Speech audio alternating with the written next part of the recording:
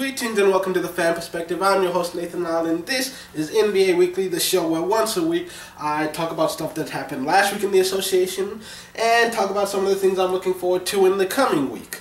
So let's start with, first of all, something I did not mention last week because I was already recording the video before I found out about this. Last Friday, Russell Westbrook had a huge triple-double, 17 points, 15 rebounds, 17 assists. So I'm just gonna...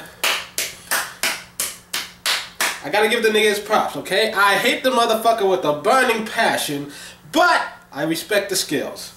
Also worthy of respect, just on Wednesday, Jennings had 24 points to go along with a career-high 21 assists.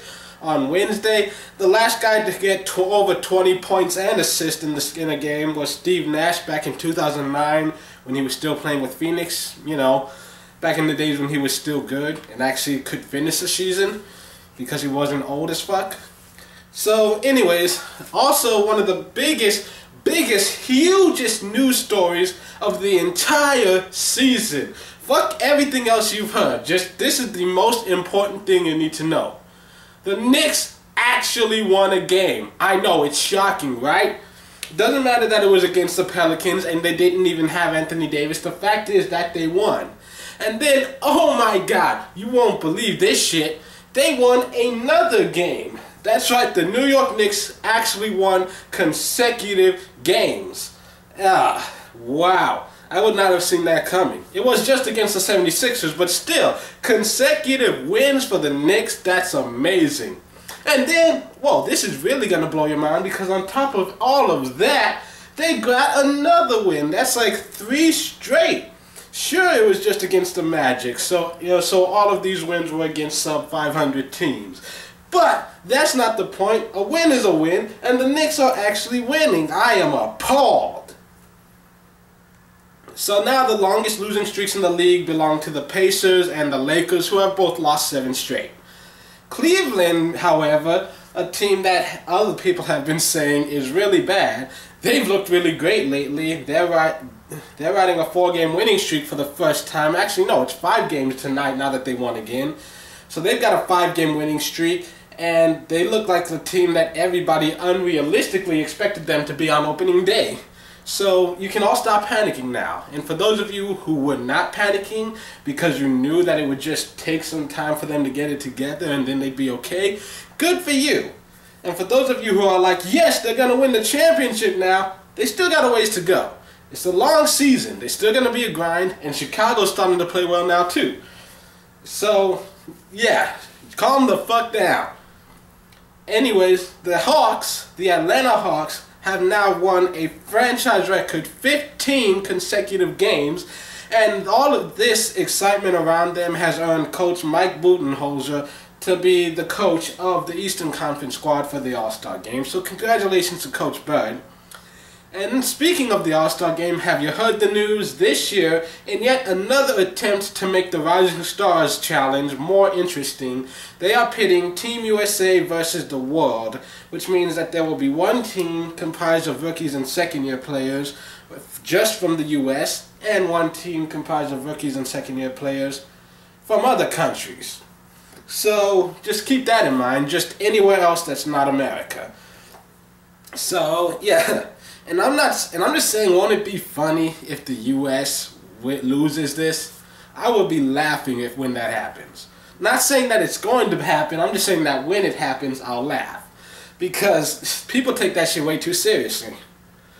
And so for the All-Star Game, the starters were announced. For the Eastern Conference, you've got Pau Gasol, LeBron James, Carmelo Anthony, John Wall, Kyle Lowry. Nothing too shocking there.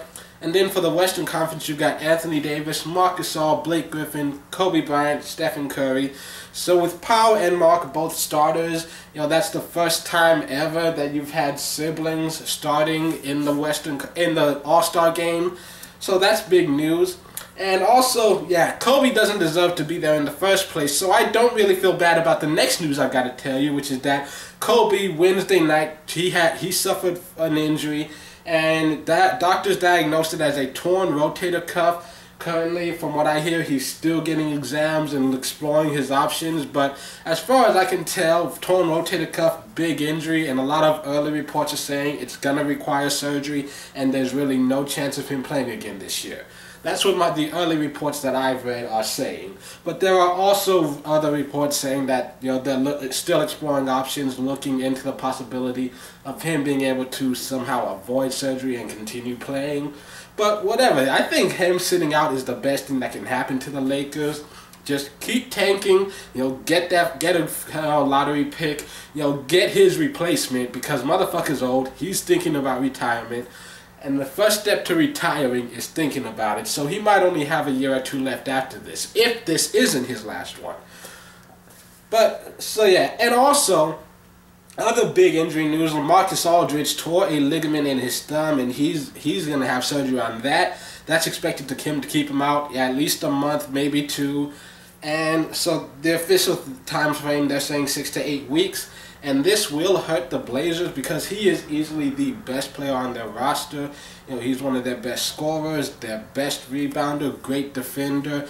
And there's no one player on the roster who can replace him. You have to have a committee of players to be able to pull off everything that he does. So they're not going to be able to match the numbers that he produces. And, it's going to hurt them, especially in a really tough Western Conference, but I still think they'll be fine. He'll come back late in the season. They'll pick up a few wins. I still think they're going to be in the playoffs. It does hurt their standings, though. I think with this, he's going to miss enough time that it's going to knock him down a few steps in the rankings.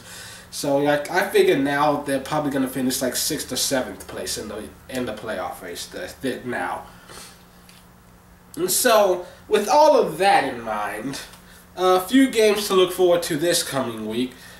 Saturday, nothing here looks interesting. Sunday, there are actually games all day. Now that football season is, I guess, over, you got the what's happening. Pro Bowl this week, and then Super Bowl, and then it's done. So we're getting basketball all Sundays. Earliest game starting at 1 o'clock Eastern time, which I think that's like 10 in California, right? I know it's 12 here in Midwestern time.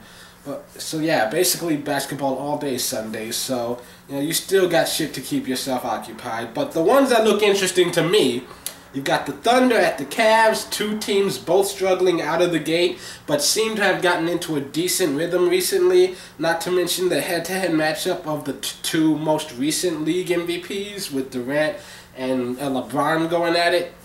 And then you've also got Pistons at Raptors. Toronto has been struggling recently. They're 3-7 in their last 10 games. They've slipped down a few spots in the standings. And now DeRozan, he's back, and that's given them a little bit of a boost. But the Pistons, they've been playing great most nights, and they're really only 1 game out of the playoffs last I checked. 1 game out of just being in the playoffs with that 8th seed. So don't count them out. Then Monday, nothing to see here. Tuesday, you've got Cavs at Pistons. And a month ago, the Pistons made the Cavs look like a joke. But with Cleveland, they look rejuvenated recently. And I expect them to put up more of a fight this time around. But as of recording this, Cavs still under 500 on the road. And then also that day, you've got the Grizzlies at the Mavs. Not only are they division rivals, but Dallas currently only a game in front of Memphis in the standings. Like, they're not even an entire game. They're just like percentage points in front of them. And they split their first 2 meetings, which both took place in the Grindhouse. So it's worth watching to see who takes the edge in this series, because either one of these teams could potentially finish with the first overall place in the Western Conference. And there's also a chance that either of these teams, that they could end up facing each other in the first round. You never know. You've also got the Bulls at the Warriors. A fire seems to have been lit under the Bulls' asses. They've been playing inspired basketball recently. A commanding win against the Spurs. They just grabbed another strong win against the Mavs. They're looking a lot better. They're playing like I expected them, with the fire, with that intensity. So we'll see if they can handle the Warriors, who are currently the best of the West. And then on Wednesday, you've got Mavs at Rockets. Houston was able to come away with a close one in their first matchup, which was back in November. Both of these rosters have had a few tweaks since then, so you really never know the way the season's going out. This could be a first-round matchup. You've got Wizards at Suns as well, and they aren't talked about as much, but Phoenix still holding on to that 8th spot. You know, they're currently riding a 4-game winning streak as of recording this, but you know, it's like halftime right now and they're losing to the Rockets, so that streak might be over. But they'll still be in that 8th spot because the Thunder just lost, so whatever. And Thursday, nothing worth looking at.